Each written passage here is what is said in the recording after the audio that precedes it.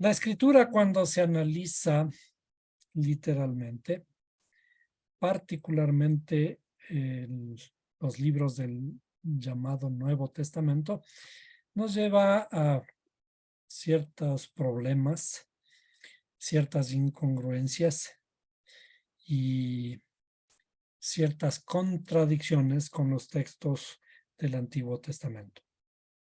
Nuevamente, no hay ni Nuevo Testamento ni Antiguo Testamento. Las escrituras sagradas no tienen tiempo y tienen que interpretarse a la luz del pensamiento hebreo. Cuando las interpretamos de esta forma, logramos esclarecer ciertos conceptos y desde luego con mucho mayor fiabilidad entender la Torá, el Antiguo Testamento, con el pensamiento hebreo, que este no ha cambiado desde que fue escrito, porque hay un número de letras que se han contado de cada vez que se transcribe, se copia este texto. Lo que no ocurre con los otros libros, particularmente con los libros del Nuevo Testamento, que tienen muchísimas versiones y cada versión inclusive aparecen con inserciones de textos, con interpretaciones, con variaciones de lenguaje, con las interpretaciones, las traducciones, que no aportan a clarificar las ideas.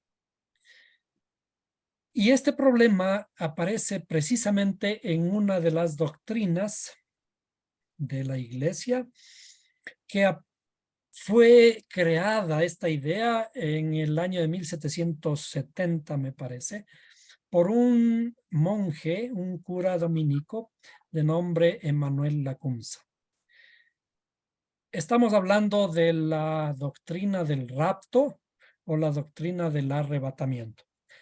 Ya hemos hablado un poco respecto de este tema. Sin embargo, debemos mencionar de que por lo menos el nombre de esta doctrina no corresponde a algo tan sagrado y tan sublime que debe ser la espiritualidad, lo que el Creador, la forma en que el Creador se refiere hacia nosotros. El Creador no es un ladrón, el Creador no es un criminal para que pueda arrebatarnos, quitarnos, robarnos, por más que quiera llevarnos a un lugar. No se trata tampoco de irnos a ningún lugar, como hemos estado mirando el cielo, no está allá arriba en las nubes. Nosotros no estamos aquí en la tierra y tenemos que salir a las nubes y en las nubes desaparecer de esta tierra en un momento, como nos dicen, en un abrir y cerrar de ojos. En estas doctrinas, inclusive se han creado películas en las que hay aviones volando, por ejemplo. Mientras está un avión volando, hay 200, 300 personas en un avión. Y sucede que, por desgracia, por ejemplo, el piloto o los pilotos del avión han sido cristianos.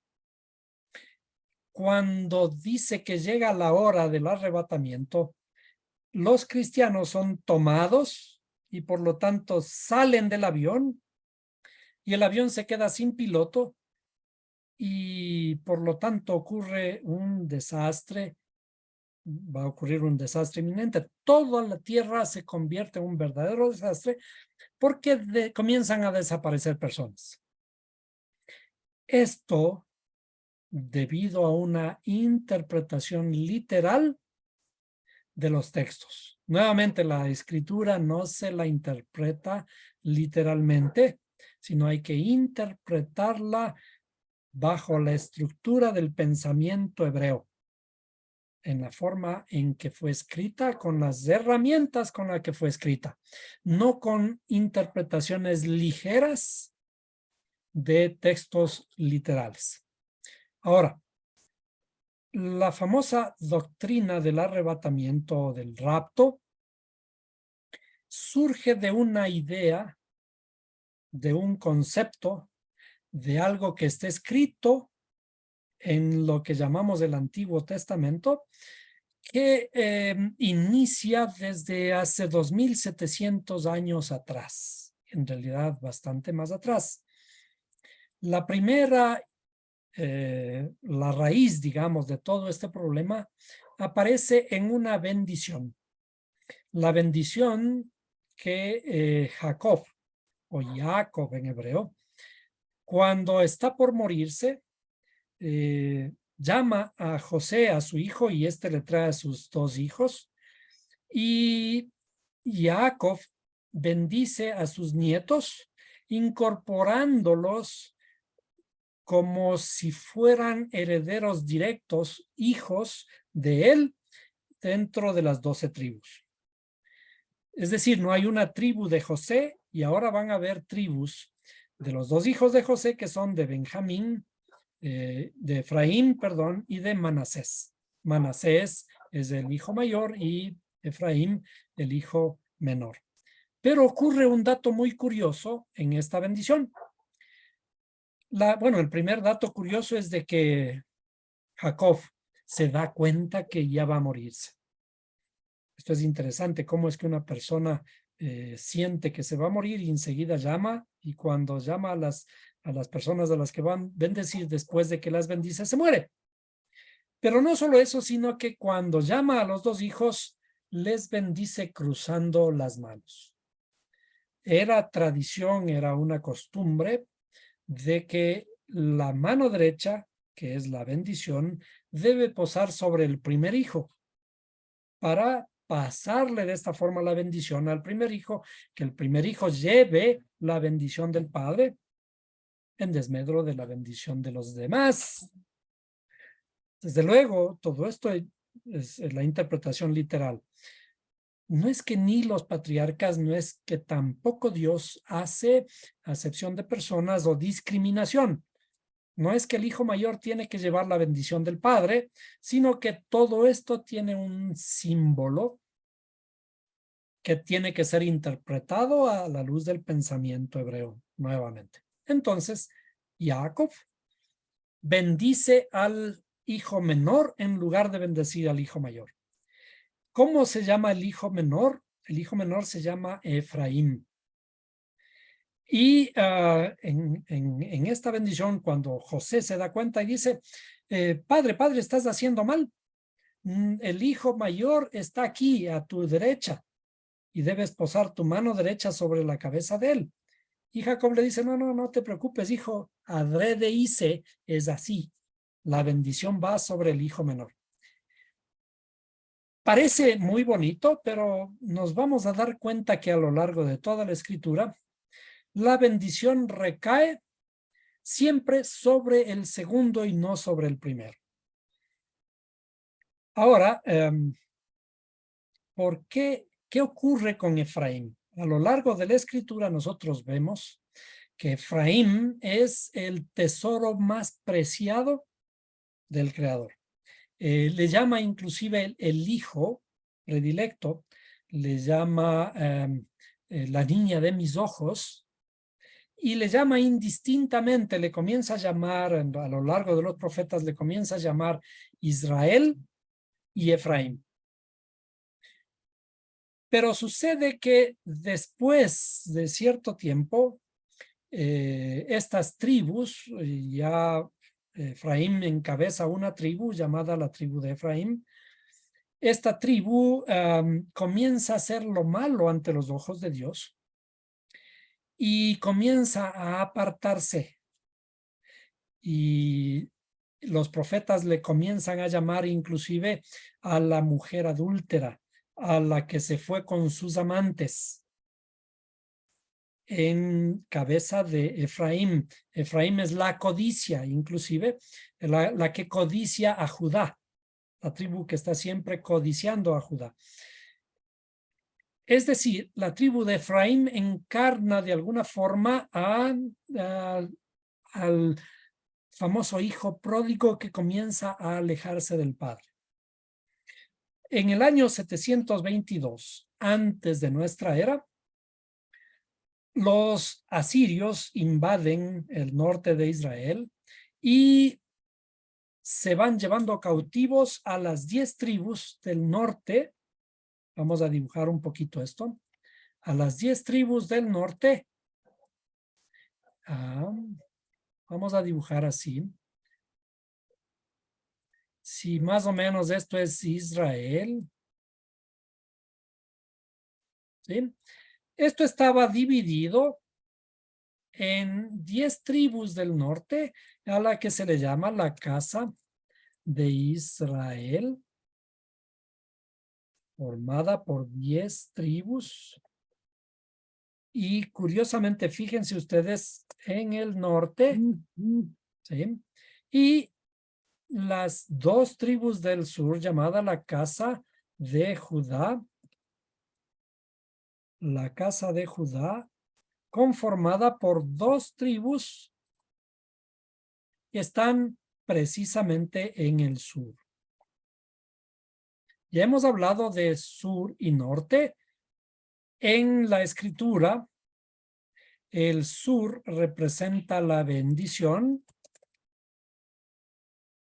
y el norte representa lo que conocemos como maldición. Es al revés de lo que miramos nuestro mundo. Inclusive, el mapa bíblico debería estar al revés. El sur debe estar arriba y el norte debería estar abajo. Bien, entonces viene el imperio asirio y se lleva al exilio a estas 10 tribus.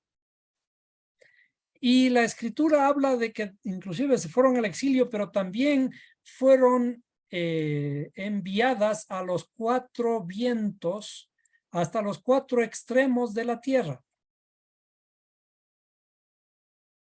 Estas 10 tribus fueron esparcidas. Está hablando aquí en este término, esparcidas hacia los 4 extremos de la tierra. Están en el exilio desde el año 722 antes de nuestra era.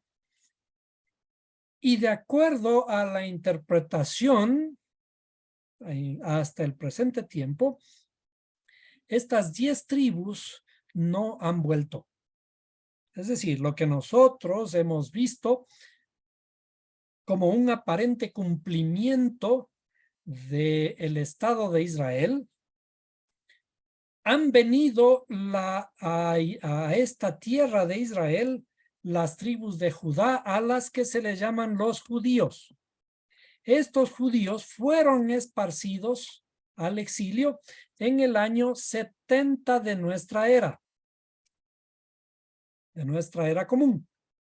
Es decir, cuando se destruyó el segundo templo. Sin embargo, esta casa de Israel fue llevada al exilio en el año 722 antes de nuestra era común. Es decir, estas 10 tribus fueron llevadas muchísimo tiempo antes que estos judíos en el año 70.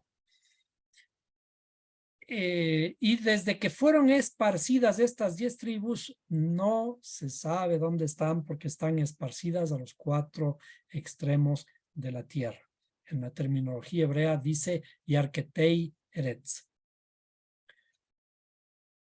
Cuando los judíos regresaron hace aproximadamente 80 años a fundar el Estado de Israel, y volvieron y se asentaron aquí en este territorio, estamos hablando de que fueron únicamente la tribu llamada judíos, que son en realidad 2 tribus, la tribu de Judá y Benjamín.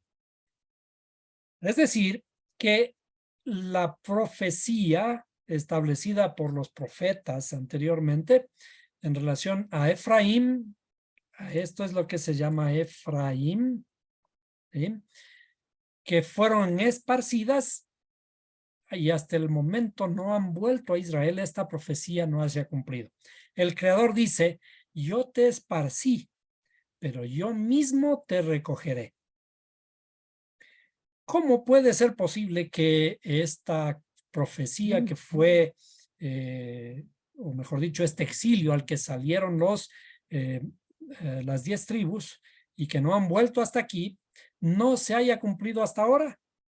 y que pese a que no se ha cumplido hasta ahora, ahora haya una nueva doctrina que habla de un famoso arrebatamiento de ya no ninguna de estas 10 tribus ni 12 tribus de Israel, sino un nuevo concepto de una iglesia que son los nuevos creyentes del Mesías, que ya no tienen nada que ver con las 10 tribus de Israel ni las 2 tribus de los judíos. Sin embargo, lo que está escrito en los profetas tiene que cumplirse.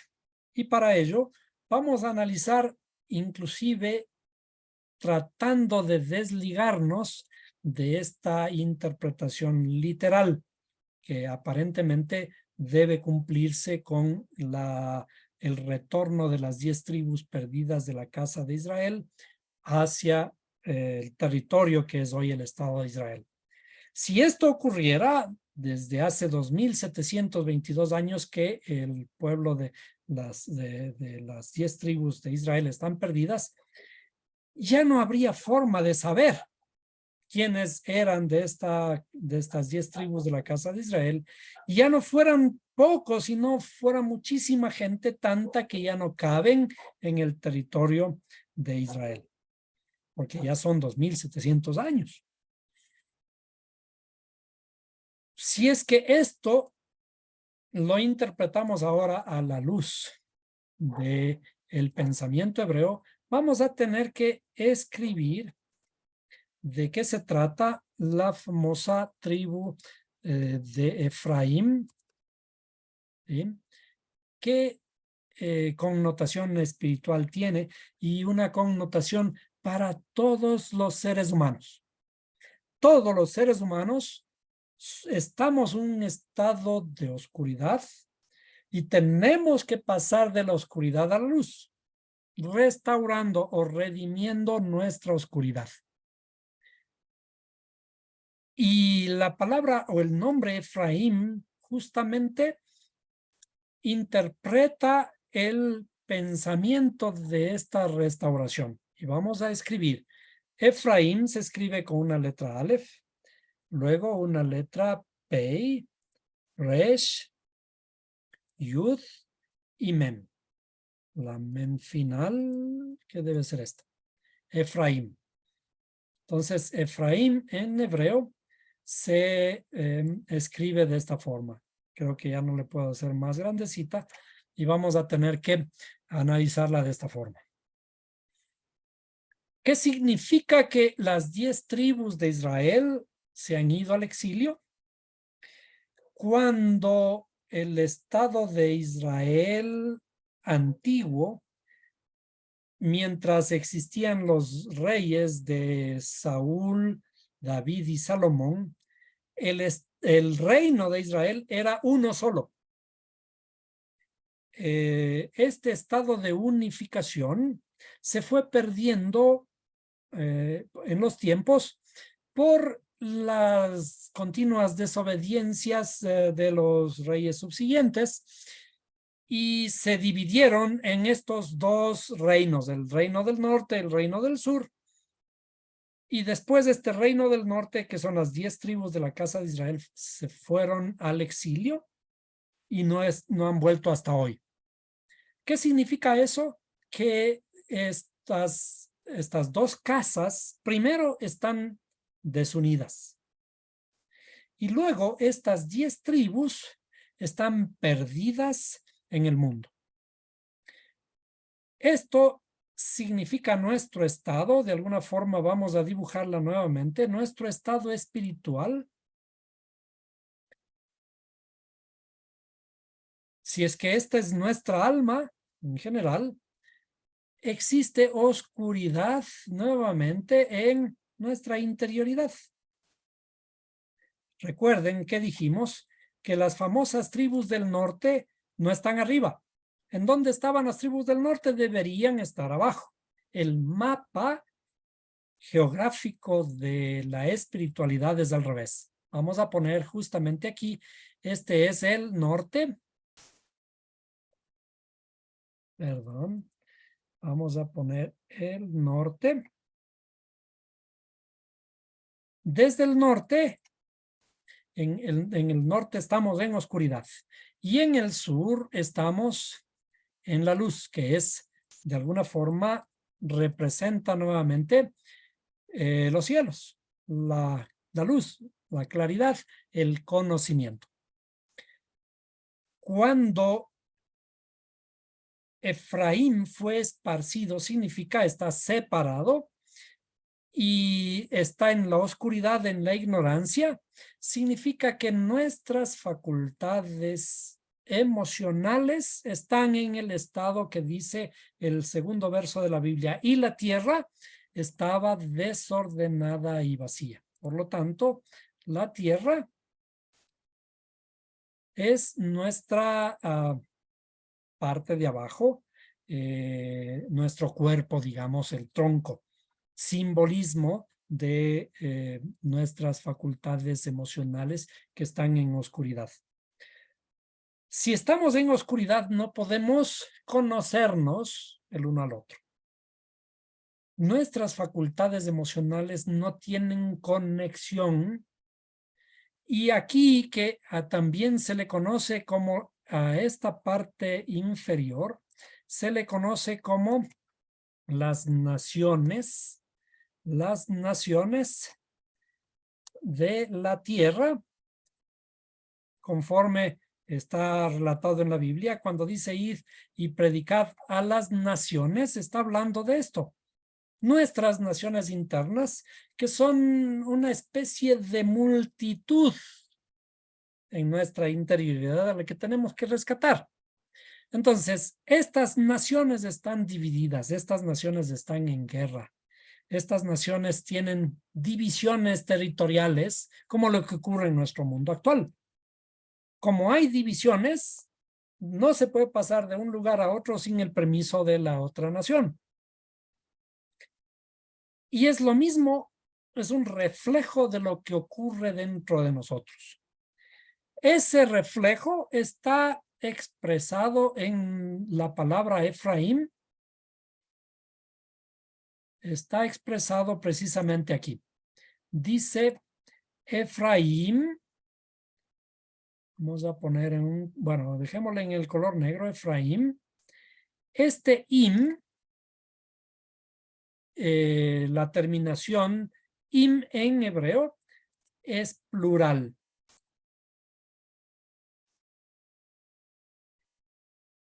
¿Por qué plural? Las naciones de la tierra. ¿Por qué? Porque estamos divididos, porque no nos hemos unificado, porque cada uno tiene un reino y ese reino está en guerra con otro reino. Cuando alguna vez estuve en un país muy lejano, me explicaron, en ese país estuvo hasta hace pocos años en la Edad de Piedra, y existen 800 diferentes lenguajes todavía en ese lugar.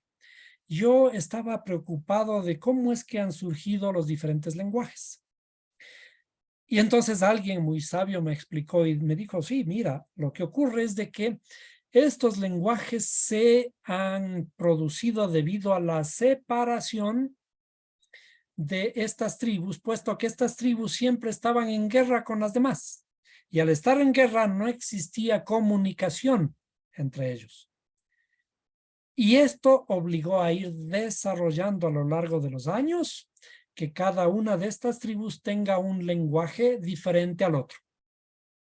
Cuando se van rompiendo estos lenguajes, cuando se van unificando, cuando comenzamos a estrechar lazos, canales de comunicación, carreteras de comunicación entre los diferentes pueblos. Entonces, al inicio existe una pluralidad o existen varias entidades. Existen varias entidades en nuestra interioridad que nos separan. Y esto está de una forma alegórica expresado, que de hecho se produce como resultado de nuestra deficiencia interior. Los gobernantes expresan lo que tienen en su corazón y llevan a los pueblos a estar separados. Y es por eso que existen guerras en el mundo, porque ¿dónde inician las guerras? En el corazón del hombre. Entonces, Efraín termina en im, que es el plural, y está, fíjense ustedes, de todas maneras, está ubicado a la izquierda. ¿De qué es el símbolo la izquierda? La izquierda es el símbolo de la maldición. ¿Recuerdan cuando en uno de los libros dice, id malditos, a los que estaban a la izquierda, id malditos al fuego eterno? Entonces, eso significa que estamos separados. Efraín, implica el estado original de separación y de oscuridad. ¿A dónde tenemos que llegar? Tenemos que llegar a la luz. ¿Y qué es la luz? Lo que habíamos estado hablando hace un momento. El creador. El creador es la luz. Lámpara es a mis pies tu palabra y lumbrera mi camino. El creador es la luz. Y es por eso que cuando hablamos del Mesías es la misma luz que desciende desde el cielo, desde el sur, hacia el norte para iluminar el norte. Entonces, ¿cuál es nuestro trabajo? ¿Cuál es la redención? ¿Qué es lo que tiene que ocurrir al final de los tiempos? Tenemos que redimir a Efraín. El Creador tiene que redimirnos a todos nosotros. Todo el mundo es Efraín. Que estamos en un estado de pluralidad interior. Que ni siquiera somos coherentes entre nosotros mismos. No hay coherencia entre lo que pensamos y lo que sentimos y lo que hacemos. Al estar separados, nuestra palabra no es real, no es lo que sentimos. Nuestra palabra no es lo que pensamos. Entonces, el estado de unidad es la redención. ¿De dónde viene la redención? Entonces, ¿hacia dónde va la redención? Va desde la oscuridad hacia la luz. ¿Por qué tiene que llegar hacia la unidad? Por eso dice el Mesías, dice, Padre, haz que estos sean uno. ¿Quiénes estos? Las naciones de la tierra. Nuestras condiciones emocionales internas. Haz que estos sean uno, así como yo soy uno contigo. Y también dice, y en aquel día, Él será uno y uno su nombre. Es decir, el estado de redención va de la pluralidad hacia la unificación. Entonces vamos a escribir aquí. Desde la pluralidad hacia la unificación. Perfecto. Ahora, ¿cómo vamos de la pluralidad hacia la unificación? Tenemos que pasar por esta redención. A ver, vamos a poner este colorcito aquí. Le vamos a dibujar un poquito más delgado. La resh, ¿qué significa la restauración? Vamos a escribir aquí la letra resh. Si ustedes recuerdan, es la restauración. ¿Sí? O la purificación. Esta purificación, ¿cómo la pasamos? Esta purificación tenemos que pasar por la purificación de la boca. Vamos a poner aquí. Esta letra P, la letra P, significa boca. Por lo tanto, ¿qué es lo que hay que redimir? ¿Qué es lo que hay que rescatar? ¿O por medio de qué se redime? ¿Por medio de qué se restaura? Por medio de la boca. ¿Se acuerdan que dice el que confesare con su boca? ¿Qué significa entonces confesar con su boca? El que restaura lo que tiene guardado en su corazón. Aquí está el corazón. Vamos a dibujarle el corazón. El corazón está aquí Vamos a hacerle más gruesito para poderle ver. El corazón está guardado aquí abajo en la tierra, en nuestras facultades emocionales, en el tronco. De lo que está guardado el corazón habla la boca. ¿Qué hablamos? La oscuridad que tenemos guardado interiormente.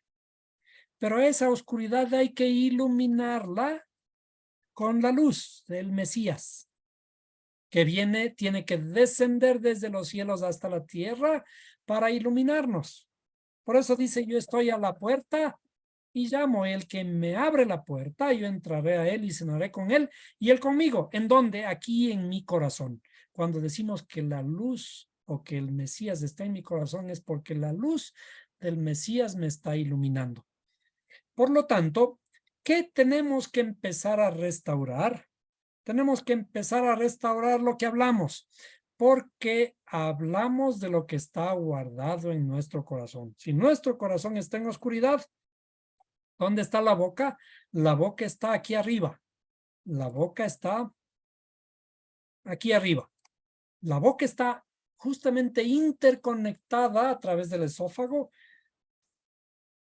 hacia nuestros pulmones, hacia el corazón, hacia las vísceras, etcétera. Está interconectada y hablamos lo que tenemos guardado aquí.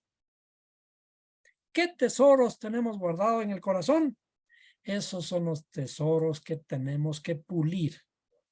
Las palabras que tenemos que comenzar a transformar aquí.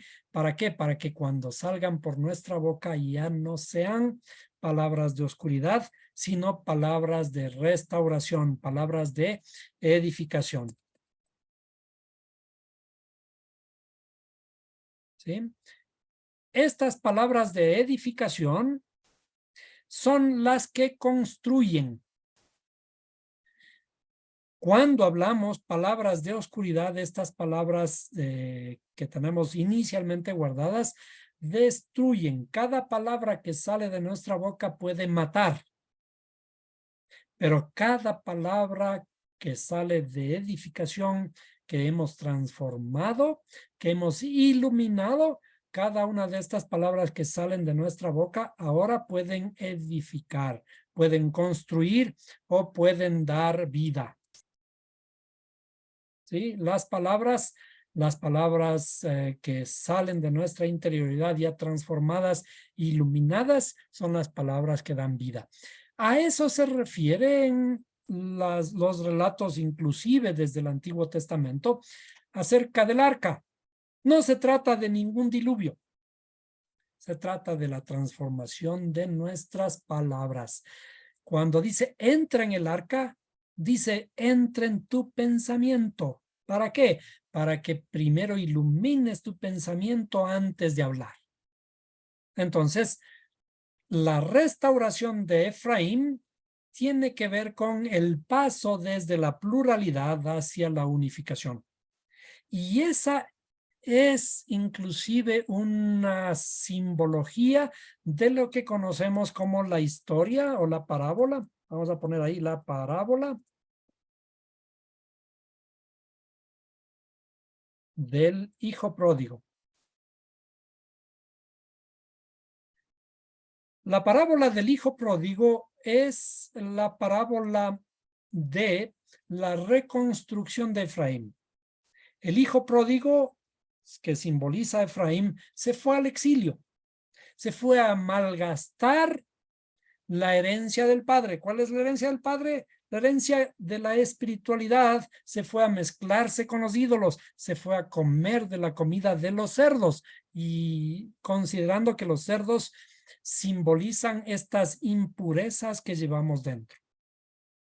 Es decir, cuando estamos en el exilio, nos comportamos como cerdos, estamos sucios, estamos desunidos, pero cuando comenzamos a iluminar nuestro corazón, a rescatar a nuestro corazón, a redimir a nuestro corazón con la palabra de luz divina, entonces lo que tenemos guardado en el corazón, que es un tesoro que hay que pulir, hay que abrillantar, esas palabras que salen de nuestra boca ya no son más palabras sucias, palabras cualquiera.